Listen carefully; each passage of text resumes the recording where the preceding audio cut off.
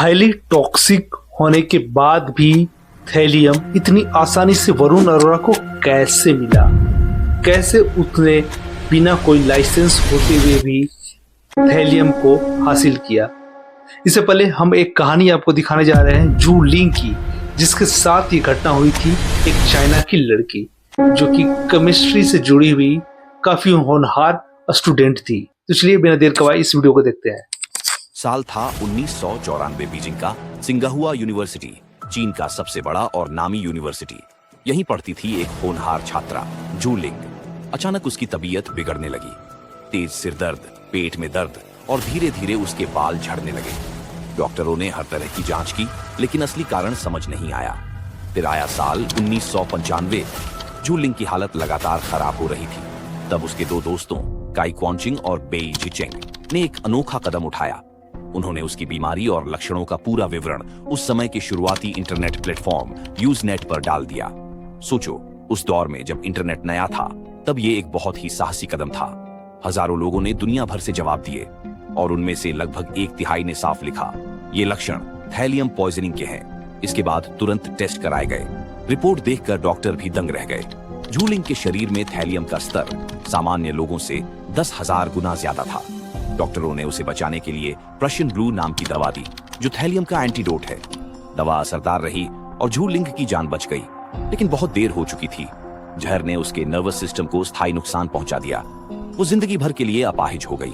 वो देख नहीं सकती थी, चल नहीं सकती थी और हमेशा दूसरों की मदद पर निर्भर रही। पुलिस जांच में शक गया उसकी रूममेट सन वे पर, क्योंकि यूनिवर्सिटी लैब से थैलियम तक पहुंच उसी की थी।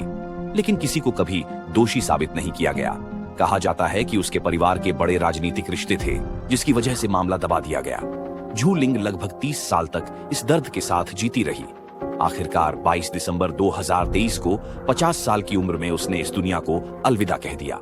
आज भी चीन के लोग पूछते हैं, जू लिंग को थैलियम किसने दिया? लेकिन इस सवाल का जवाब आज तक कोई नहीं दे पाया। यह केस आज भी चीन का सबसे बड़ा अनसुलझा रहस्य बना हुआ है।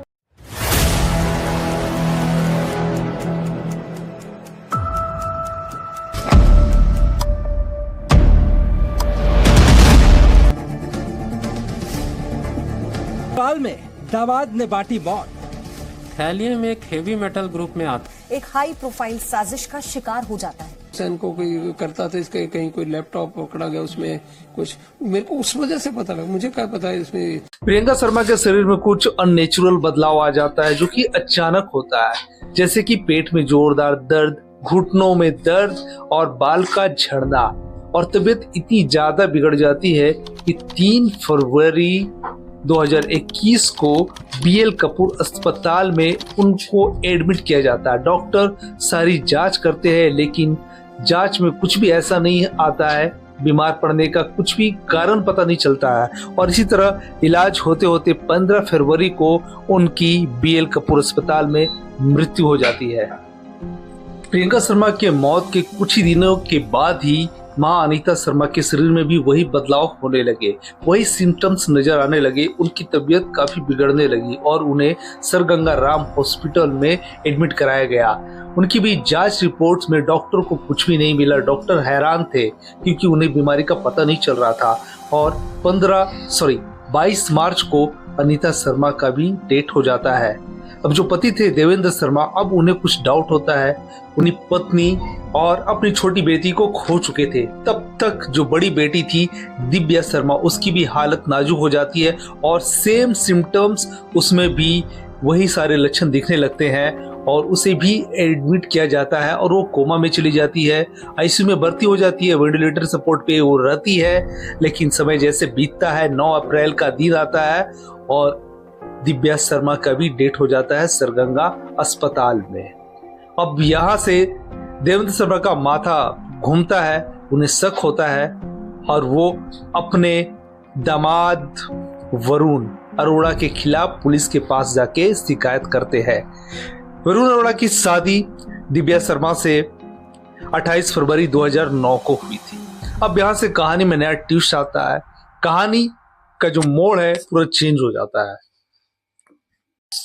पुलिस जो है दामाद वरुण अरोड़ा को अपने कस्टडी में लेती है, गिरफ्तार करती है और शुरुआती पूछताछ में ही टूट जाता है और वो कबूल करता है थैलियम के बारे में। थैलियम एक ऐसा स्लो पॉइजन है जो बहुत ही धीरे धीरे और बहुत ही दर्दनाक मौत देता है। थैलियम रंगहीन होता है, इसका कोई स्वाद नहीं होता, इसका कोई कलर नहीं होता है। वरुण अरोड़ा की शादी 28 फरवरी 2009 को दिव्या से होती है। दिव्या के पिता जो थे देवेंद्र शर्मा, वो भी होम्योपैथी के बड़े कारोबार का एक हिस्सा थे। उनका कारोबार था, हिस्सा नहीं कर सकते, एक कारोबार था। उनकी शादी के कुछ सालों तक भी जो है वरुण अरोड़ा को कोई बच्चा नहीं होता है, तो परिवार वाले जो है कि चोमू करके चिढ़ाते हैं, नामर्द करके चिढ़ाते हैं। ये लोग डिसीजन करते हैं कि IVF के थ्रू ये लोग बच्चा करेंगे। 2017 में इनको 2 जुड़वा बच्चे होते हैं, एक लड़का और एक लड़की। जिंदगी ठीक ठाक चलती है, लेकिन कुछ सालों के बाद दिव्या फिर से प्रेग्नेंट हो जाती है। ये वही साल था जो कुछ दिनों पहले जो वरुण अरोड़ा के पिता थे उनकी मृत्यु हुई थी। तो वरुण अरोड़ा को लग रहा था कि उसके पिता जो है उस बच्चे के रूप में आ रहे हैं, लेकिन जब दिव्या शर्मा अपना इलाज चेकअप करवाई तो डॉक्टर ने उन्हें कहा कि ये बच्चा आपके लिए ठीक नहीं है, अगर आप इस बच्चे की डिलीवरी करती है तो आपकी जान भी जा सकती है। तो दिव्या शर्मा जो थी अपने पिता देवेंद्र शर्मा और अपने फैमिली के मदद से वो बच्चे को गिरा देती है, ऑपरेशन करा देती है। इससे जो वरुण अरोड़ा था वो काफी गुस्से में था, वो काफी नफरत में था, वो बस बदला लेना चाहता था। तो उसने गूगल पे सर्च करना स्टार्ट करा, how to kill someone slowly, और उसने ये भी नेट पे पढ़ा, सर्च करा कि सद्दाम हुसैन अपने दुश्मनों को किस तरह से मारता था। तो उसमें एक नाम आया थैलियम का। अब यही थैलियम वरुण अरोड़ा है जो इलीगल डार्क वेब नेट के माध्यम से मंगाता है। तकरीबन 10 ग्राम थैलियम मंगाता है, जिसकी कीमत उसे 22,000 पड़ती है, और उसे ये 25 से 26 जनवरी 2021 को डिलीवर हो जाती है। और ये जो थैलियम था ये अपने घर के एड्रेस पे वरुण अरोड़ा नहीं मंगाता है, अपने किसी रिश्तेदार के एड्रेस पे मंगाता है।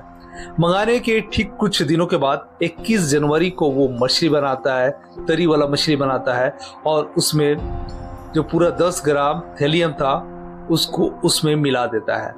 और मिलाने के बाद वो अपने ससुराल जाता है। ससुराल में अपने ससुराल वालों को कहता है कि मैं आप लोगों के लिए आज मछली बना के लाया हूँ। पत्नी दिव्या भी बोलती है कि हाँ ये काफी अच्छा बनाते हैं मछली तरी वाला।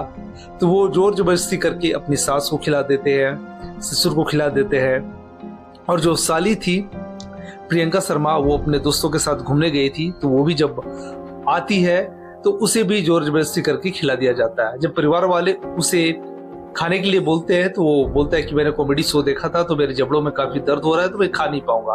तो इस तरह के बहाने करके जो वरुण अरोड़ा था अब वो मछली को नहीं खाता है, और अपने दोनों बच्चों को भी खाने नहीं देता है। वो बोलता है कि बच्चे लोगों ने दूध पिया है तो ये लोग मछली नहीं खा सकते हैं। और उस घर की मेड भी थैलियम वाली मछली खा चुकी होती है। अभिनेत्री शर्मा थे और जो मेड थी वो लोग इलाज से ठीक हो गए, और अपने आप को आरोपों से मुक्त करने के लिए जो वरुण अरोड़ा था इसने भी कुछ मात्रा थैलियम लिया था।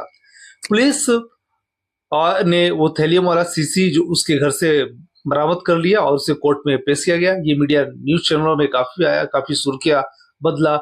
एक गुस्सा, एक नफरत ने पूरे परिवार को उजाड़ दिया। अब देवेंद्र शर्मा अपने पोते और पोतियों के भरोसे ही इस दुनिया में है और अपनी आगे की जिंदगी बिता रहे हैं। तो इस घटना से हमें क्या सीख मिलती है आप कमेंट बॉक्स में जरूर बताएं। सीख तो यही मिलती है कि अपने जज्बातों पे, अपने गुस्सों पे कंट्रोल रखना चाहिए। गुस्से में आके एक हंसता खेलता परिवार जो है कि पूरी तरह से बिखर गया, पूरी तरह से खत्म हो गया। दोस्तों आज की वीडियो में बस इतना ही, फिर मिलते हैं आपसे अगले वीडियो में।